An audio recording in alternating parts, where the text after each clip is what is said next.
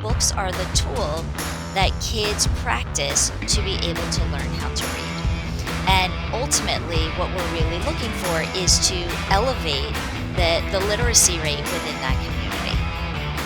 We do that by increasing access to books.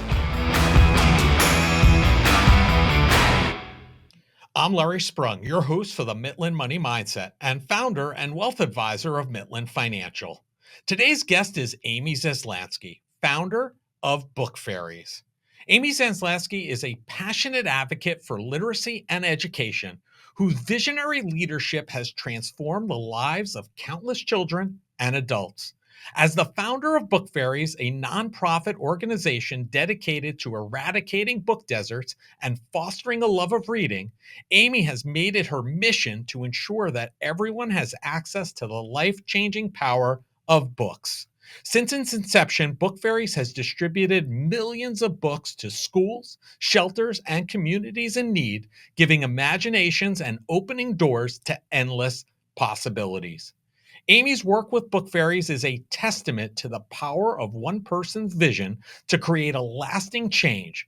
Through our dedication, she has not only provided access to books, but also inspired a movement that brings communities together around the shared joy of reading. Join us as we explore Amy Zaslansky's remarkable journey, delve into the incredible impact of Book Fairies, and discover how you too can make a difference in the world by spreading the gift of literacy. Well, I have the pleasure today of being with Amy Zaslansky, the founder of Book Fairies. I'm really excited to share with you today about Amy's story and, more importantly, what Book Fairies is all about. And welcome to the show, Amy. Oh, thank you so much for having me. I always love talking about book fairies. Yeah, thank you so much. So, we're going to spend a good deal of time talking about Book Fairies. That's where we're going to spend the lion's share of the time. But so our listeners understand, a little bit about you, who you are, what you do, what kind of led up to the point of launching Book Fairies, and then we'll talk a lot about that. What led you on that journey to, up to the point of founding Book Fairies? What was your background? What was the path? I, my path is actually pretty unique, and that's, I think, my favorite part about life is that there is no straight line. So I started out as an occupational therapist, and I did that for a number of years. And once I had kids, I actually stopped being an OT and I started a small business so that way I could stay home with my children and work out of the house. So in that case, I've already had 2 careers, and then as our current, executive director, Eileen Minogue, says, I became an accidental founder of a nonprofit. So who I am, I'm an innovator, a change maker. I'm somebody who is active in the community. I don't like to stand still, and that's how Book Fairies actually came to be. Is just I had this time, I saw a hole that needed to be filled, and jumped into the next profession. Amazing, amazing. So, are you doing Book Fair? Is Book Fairies your full time engagement at this point? Your full time role? I'm fortunate enough that we actually have a staff of 5 to 6 people that are running Book Fairies. I am a board member, and I am now looking for whatever my next venture is going to be. So I can't wait to Amazing. see what happens. Amazing. So for our listeners that may not be aware of Book Fairies or who they are or what they're about, can you tell us a little bit about what Book Fairies is and what the mission is? Right. So like I said, this all started almost by accident. While I was looking for whatever my next activity was going to be, I had found out that there were teachers that were actually doing a fundraiser in Hempstead. They were trying to raise money so they could buy books to send their students home with books to read during the summertime. And, during that summertime, that's when that summer slump happens, that summer slide, where kids really can regress 2 to 3 grade levels just on their reading skills. And so they were looking to send their kids home with books. And I know what my house looks like. I have 3 kids. My house was overfilled with books that the kids didn't read anymore. Same with all of my friends. And I said, gosh, they could use that money in such a better avenue if I just collected all the books that we don't need anymore, that our children outgrew, and we just paid it forward and donated it to the Hempstead area. And lo and behold, I did a book drive in Belmore, and all of a sudden we had over 3,000 books pouring into my garage. I was able to give the teachers several hundred books, and now I needed to figure out what to do with the rest of the books. Um, so, Book Fairies is really a very simple model that there are people that have books they don't need anymore, and yet, right on Long Island in the five boroughs, there are communities that are in desperate need of these reading materials. Right. So, I mean, is it just that simple that now Book Fairies looks to help collect more of these books so that you can then distribute them to other schools, other organizations, areas of need? Is that really the impetus behind it? It is. That's as basic as it is. So what we do is we ask schools, organizations, corporations, religious affiliations. People will do book drives for us, just like Mitlin Financial is doing. We take all those books, we check them for age and condition before they go back out to under resourced communities.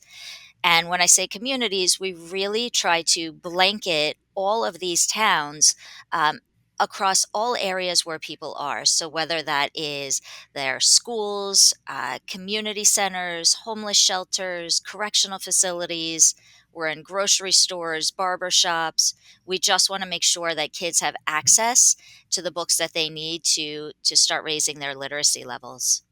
And if I'm a teacher or a school administrator or anybody who feels like there's a need, is that something that they can reach out to you and request, or is that something that you guys scour, look for, and then target to bring your books to those locations? Well, at this point, we donate out about 50,000 books a month. We'll hit the target of 700,000 books this year donated out, but we're really trying to get to that million mark of books donated. As long as there are teachers or nonprofits that are serving people in need, they can reach out to Book Fairies and request books. For us, it's so much more not just about filling up bookshelves, but making sure that the books that we're giving are really high quality books that kids want to read, that will engage them and get them excited about reading. We have the teachers, nonprofits can request books from us it by the box, but we have such a fantastic opportunity that once a month we open up our book bank, which is located in Freeport on Long Island, and teachers and nonprofits will come in and shop for as many books as they need to meet their kids' school needs, home library needs, and any of the community needs. Amazing. One of the things you talked about is, trying to get books into socioeconomic areas that, may not be as robust as others. You mentioned the whole idea even about, kids who are not in those areas over the summertime kind of regressing a little bit over the summer months, and I think that we've seen you or heard you say about a person's reading ability can help determine their socioeconomic status. It can really help or hinder, and that's a very powerful statement. How can we help impact that? The I guess this is how Book Fairies has really just taken hold because it's just about getting books into people's hands. So, what we know is that when children have access to about 20 books in their homes, it can help get them an additional 3 years more schooling than a child coming from a bookless home. And what's important about that is that really it mitigates any of the differences that's coming from a parent's educational level. So, our whole understanding is that it's all about increasing book access. Now, is it just about the books? No, of course not. Books are the tool that kids practice to be able to learn how to read. And ultimately, what we're really looking for is to elevate the literacy rate within that community. We do that by increasing access to books. Yeah. I listen, I will tell you in full disclosure, I was never a reader as a kid or growing up, but in my adult years, I read quite often. Read and or now listen.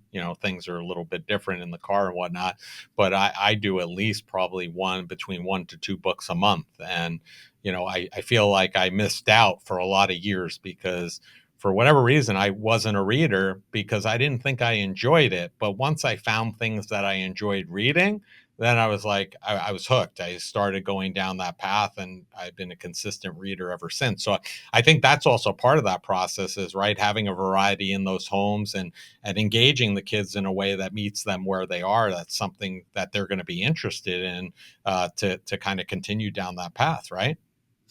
It is, and it's so much broader. So many times people think about reading and it's, I'm reading a book. And what book are you reading? And let's make sure that kids are reading books. But reading is so much larger than that. I laugh because my husband says he doesn't read. He's not a big reader. And I looked at him and I said, "But you read the newspaper every single day. You're reading on X, you're reading blog posts." So I think so much of it is really meeting the child where they're at, and letting them understand it's not necessarily about reading a book. It may be reading poetry, reading comic books, reading the sports section of the newspaper. Our whole goal is to start making reading more automatic. The more automatic that reading becomes, it's almost like driving a car. When you drive a car, when it becomes automatic, you can now start doing other things. You can start processing more. So when reading becomes automatic, it's no longer struggling to read what the words are, but now you're really comprehending what you're reading. So we just want to expose kids to as many words as possible in whatever form that is, whether that's audiobooks, blog posts. Like I said, find something that the child is passionate about and just set them on the path to reading along that line. And let's reduce a little bit of this focus on just that physical book, regardless of how important that is, because this is what Book Fairies does and gives out. We're just about to hit our 5 millionth book donated in 13 years. Yeah, those are huge numbers, and I think I know this wasn't in any of the pre-scouting, so to speak, that we kind of spoke about or sent to you, but wasn't Book Fairies involved in a Guinness Book of World Record not too long ago? Can you talk about that? Because I believe it was you guys, and I believe I read about it. And it's pretty intriguing. Right. Well, who doesn't have a bucket list of being on the Guinness World Record breaker? So it was an incredible experience. What we did is we ended up collecting, it was over 30,000 books. And we went to Wyandanch, which is one of the communities that really lacks books the most across Long Island area. We had teams of engineers, we had the school involved, the parents, volunteers, and we literally took these 30,000 books and laid them end to end to end through two full elementary schools. We were over 3 miles length of books, which was exciting, but really, the absolute best part was the next day when I went back with our executive director and we didn't clean up. So, students walked into a gymnasium that was lined with books. The hallways were lined with books. And we said to the students, "This is your time. We want you to build your home libraries. Go and collect all the books that you're interested in and bring them into your house. Remember to get for your brothers, your sisters, your moms, your dads, your cousins, your neighbors, because we really want those books to be flooding into the community and then stay in the community so that way generations will continue to benefit from the books that are being distributed." And the Guinness Book of World Records, you entered it, and what was it for? The longest book trail? Was Right. that the record? Yeah, Yeah, yeah. We had the longest trail of books. We were over 3 miles, but let's keep amazing. it on the down low. We don't want anybody to break that record. I We want Book gotcha. Fairies holding it.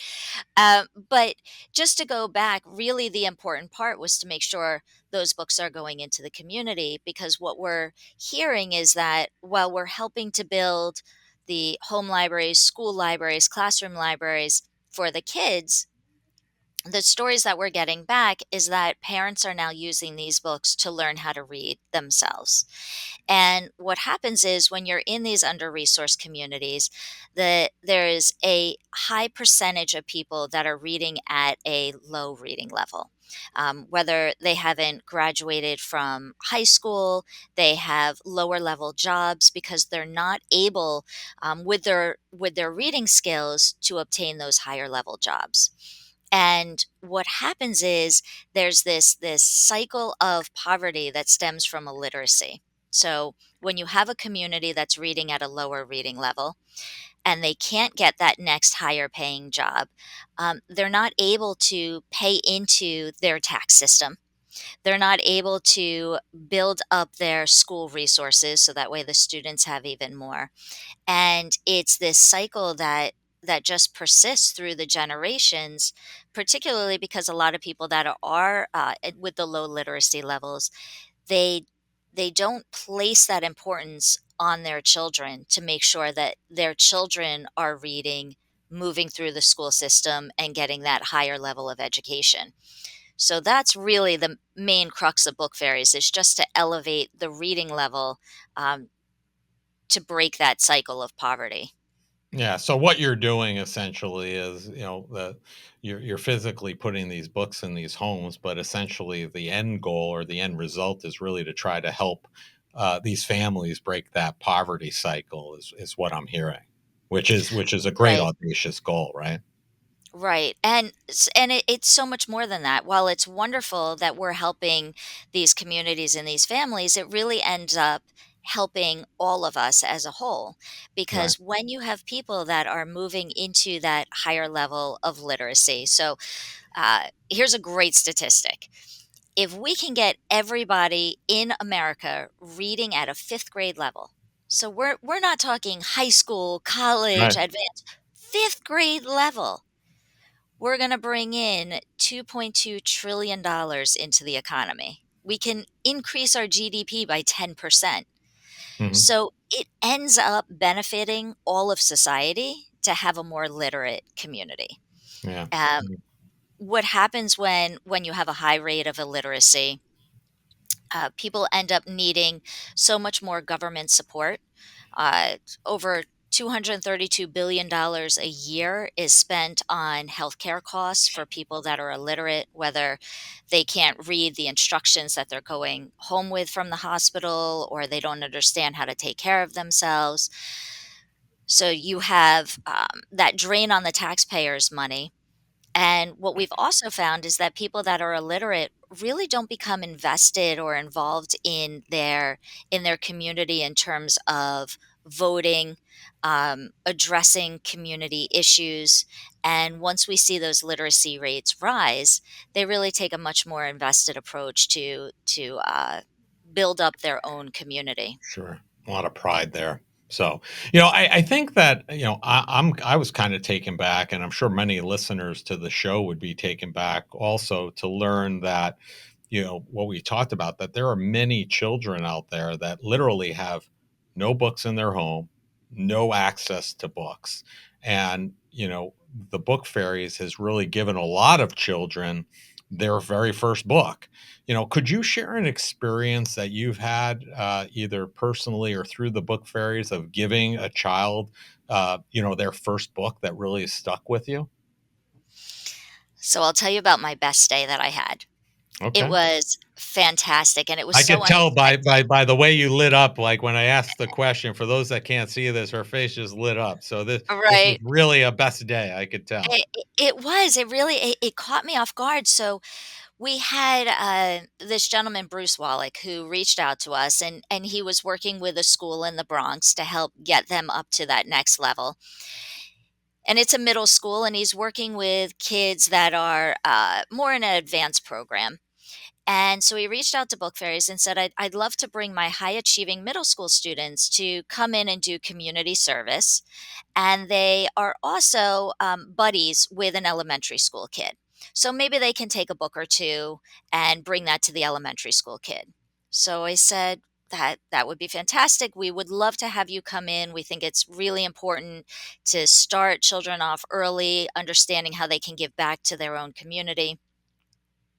So we had this group of kids come in, and the great thing is here they are sorting books, and books have this way of bringing people together. It brings back memories. I remember when my mom read this book, or I remember reading Captain Underpants to with my friends. So we hear all of them chattering, and we at Book Fairies gave all of the students bags. And we said, as you're sorting for other students across Long Island and the five boroughs, we want you to take for the children that you're going to be mentoring and start building their home libraries. And when you're done with that, we want you to take for you, and we want you to build your own home libraries. And again, don't forget about your parents, give them gifts and bring them books.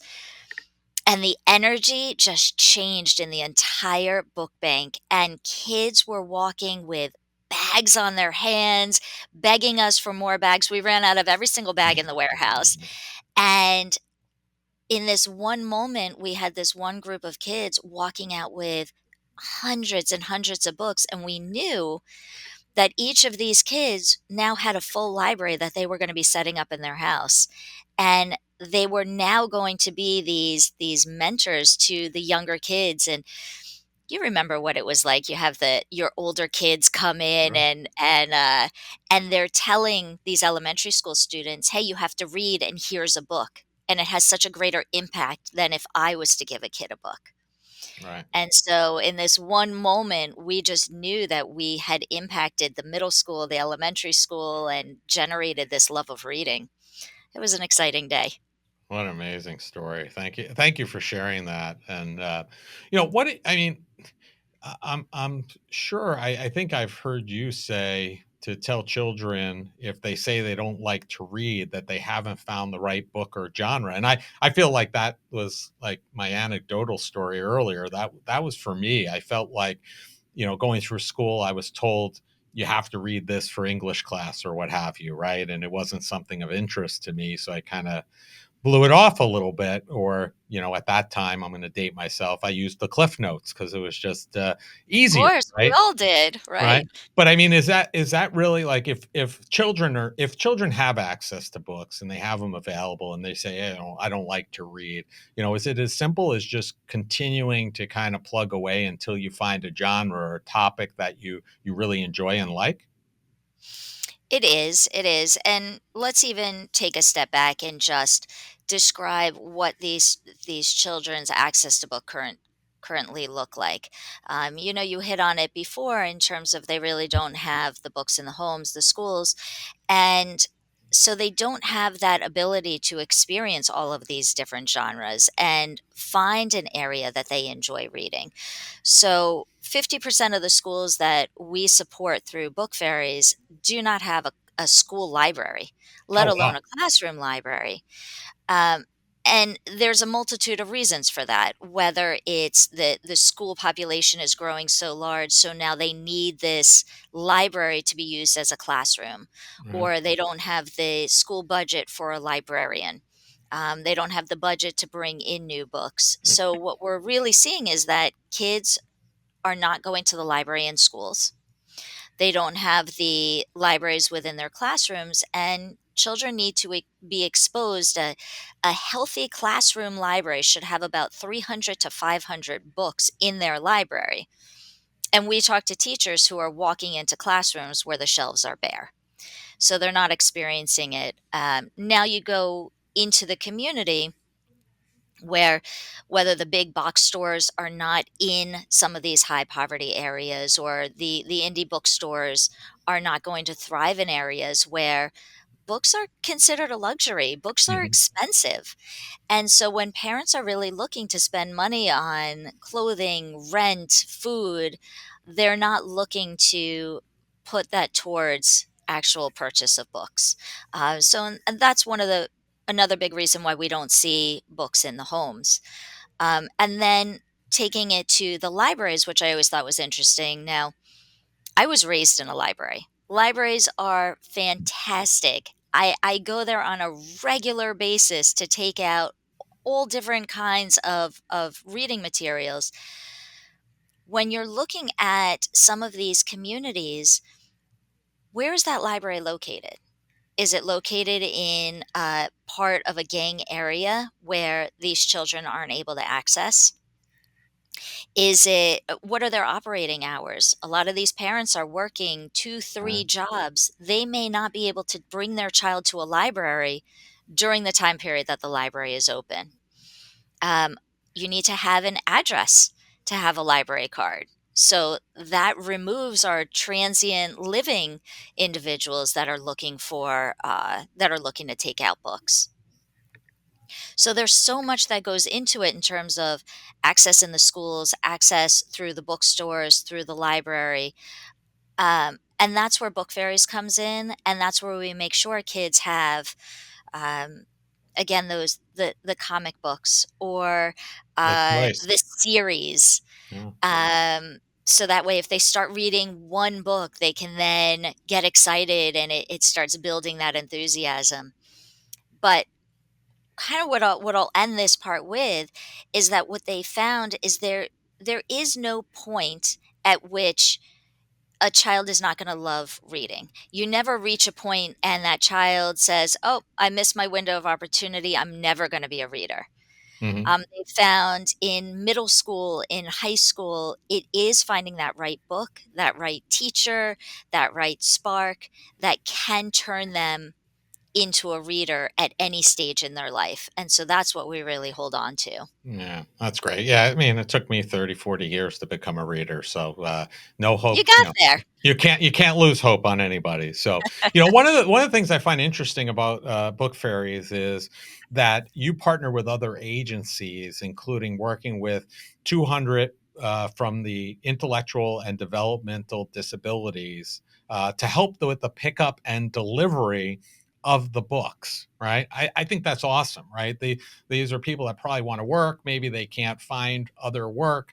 This is a great opportunity for them to be members of the community and help other people, right? At the same time. How did that come to be? How did that work out?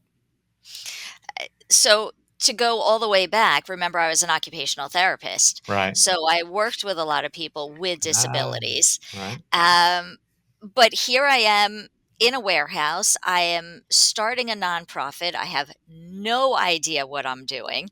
I don't know how to find volunteers or get the help that I need. So I posted in the library and said, I need help sorting books. If you're available, I really could use your help.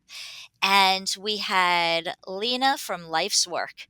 Now, Life's Work, again, it's an agency for the IDD community.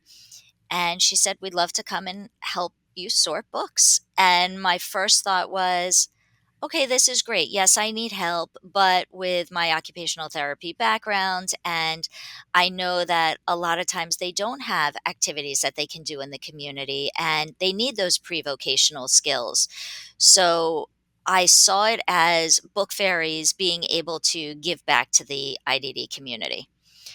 What I didn't realize is that in the end, they were the ones supporting Book Fairies. They turned out to be this community turns out to be the backbone of Book Fairies because if we are picking up and delivering over 1,000,000 books a year, now we're 12, 13 years in, we just got a van for the very first time 2 months ago. So Right. how are we doing all of this pickup and delivery? It's not with my car. So we partner with over 30 agencies, and we're able to pick up and deliver from the Hamptons out through half of Queens. And I think you hit the nail on the head where here you have this community that wants to give back, and they're giving back by stocking shelves with books to help the less fortunate, um, developing their pre-vocational skills by sorting in their agency setting, and by handling all of our pickups and deliveries. It's just been this beautiful partnership. Yeah, I think it's amazing. It's awesome. I love that. And one of the things when we learned about book fairies, one of our core values here at Mitlin Financial is being charitable. And as I was mentioning to you, basically we wanted to do something charitable as a firm this year. So we had each of our stakeholders kind of come up with an idea. We put it on a multi-sided dice. We rolled the dice, and Book Fairies was the winner. So, Mitlin is honored to be hosting a book drive from October 7th. 2024 to December 4th, 2024. And basically, this event's going to allow people from the community, people that families that we serve, to drop off gently used books in our office or select to ship directly to Book Fairies via Amazon's wish list through the charity function, and we're super excited. So if you're listening to this and you're within listening distance, feel free to drop off those books between October 7th and December 4th. We'll be collecting them. If you're not, you could always go on to the Book Fairies via the charity Amazon wish list and donate directly to them. We're really excited. If other companies, organizations want to get involved and take a similar approach to what we're doing here at Mitlin, how can they host a book drive like we are? Right, it's super easy. So if you go on to bookfairies.org and you'll see a top tab that says donate, you can click on that and it'll take you to a section that says host a book drive. Uh, you just ask everybody within your community, within your circle of influence, to bring all the books that they don't need anymore, pack them up, and then we can pick up the books from you as long as there's 5 or more boxes. So we just appreciate companies like Mitlin Financial who really understand what it means to give back to the community where they're working and where their employees are living and working. Um, we have a number of corporations that will come into the book bank and they'll do a day of service where they're sorting, and it's that team building, good spirit corporate give back that the employees really love. So we always love any way that people want to be involved with Book Fairies, whether it's doing a book drive, volunteering with us, lending any professional skills. It's all just to bring the community together to increase book access and increase those literacy rates.